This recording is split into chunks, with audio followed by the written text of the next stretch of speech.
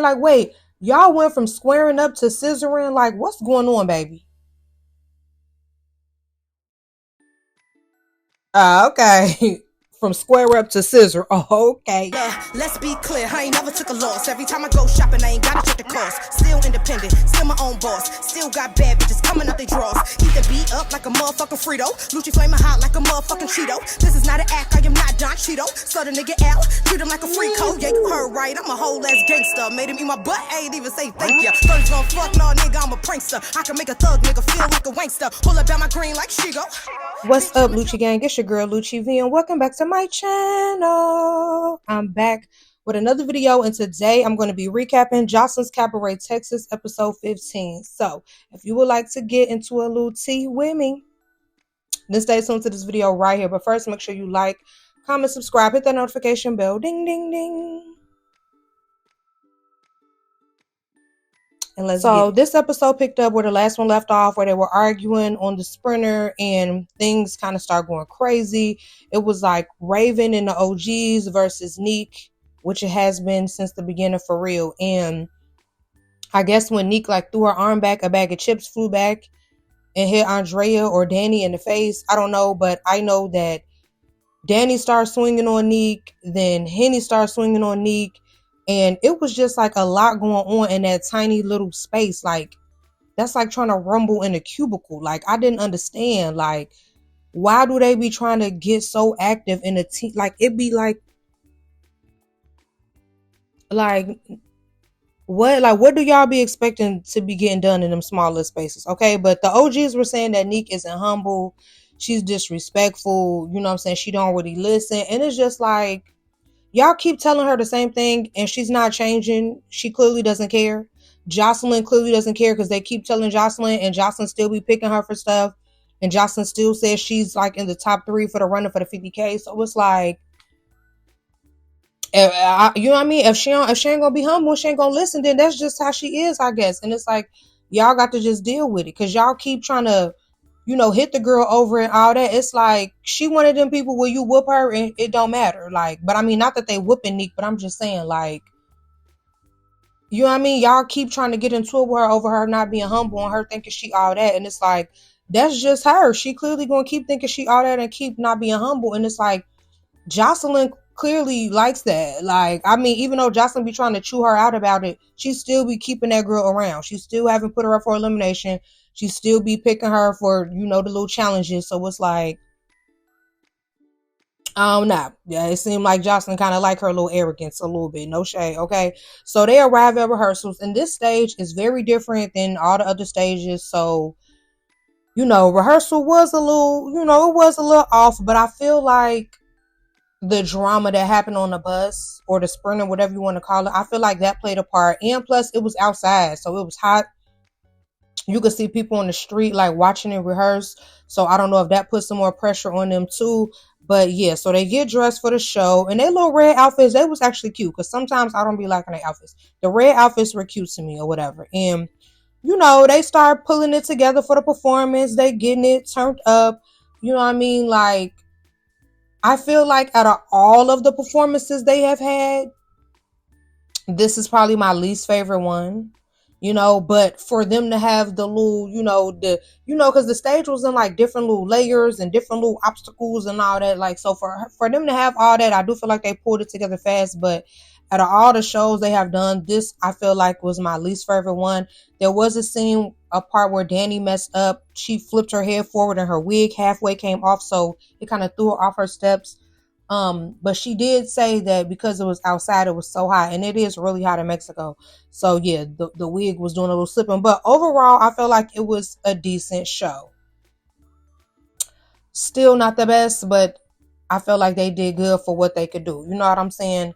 Now, the next day, Neek and Envy are discussing Rose and Henny's beef and they rumble and all that. And I already talked about that in my last video. My opinion stays the same from that. But the real tea was Andrea and Raven were talking, and we found out that Henny then ate Neek kitty cat. Okay, like, wait, y'all went from squaring up to scissoring? Like, what's going on, baby? Okay. From square up to scissor. Oh, okay, yeah, that's crazy. But Raven and Drea tell Jocelyn everything that happened on the sprinter. And, they was telling her about Neek and all that, and they be so ready to tattletale to Jocelyn about the newbies. And it's like, honestly, Jocelyn really does not care. She likes Neek. It's like y'all keep trying to tell, and she just keeps picking this girl for stuff. I feel like what they actually doing, they're making Jocelyn get drawn to her even more and pay more attention to her. Like now the situation when they told on Lexi, I felt like it was just the fact that Lexi auditioned for baddies. That's why Jocelyn wanted to send her home. I ain't gonna lie.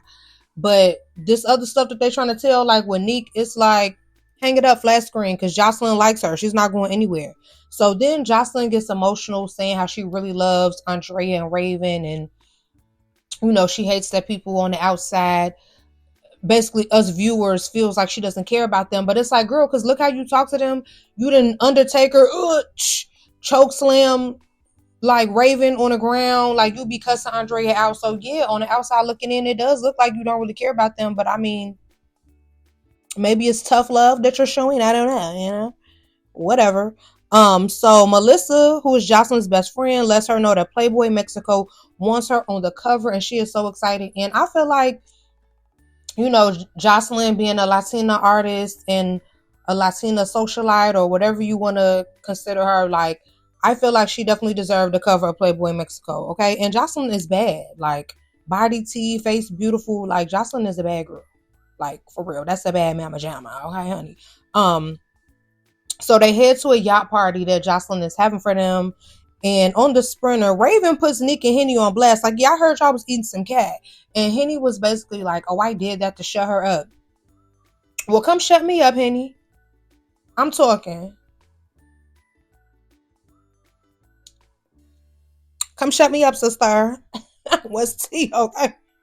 Yeah. So they get on a boat, and y'all, this boat ride was wild. Okay. They twerking, kissing each other, licking lips. All you see is butt, booty, naked bodies. Like, I felt like I was watching Girls Going Wild. I was like, are they allowed to be showing this on Zeus Network? Like, what the hell? Okay. But Jocelyn lets them know that she is choosing two girls to come with her to her Playboy Mexico shoot, and she chooses who? Nick and Andrea. Ain't that what I told you on my last video? I said she going to choose Nick and somebody else. And I think I said Nick and Raven or Nick and Andrea. I knew she was going to choose Nick, though. They keep trying to tell on Nick. Jocelyn likes the girl. She likes her. Okay. But Nika was so drunk. Like, she couldn't even get her words out. She was just slurring. Like, sis, you're not going to beat those alcoholic accusations anytime soon. Like, she looking like the drunk lady from Martin. I ain't drunk. I'm on medication. Like, it was like when the cartoons be drunk and they be hiccuping and bubbles be coming out. Like, girl. Okay. But next week, they get on Nick about her drinking again. We get to see Jocelyn in her photo shoot.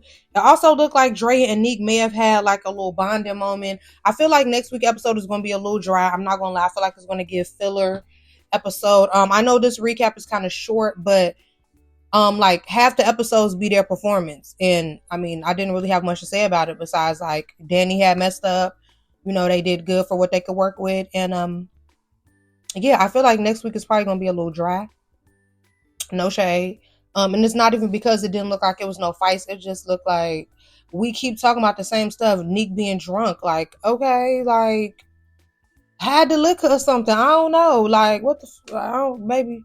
I'm overhearing about how drunk Nick is. We see it. We know she drunk. Like, now what's next? Take the bottles out the house. I don't know. But yeah, y'all, that's all for this recap. Hope you guys enjoyed this video, and thank you for watching.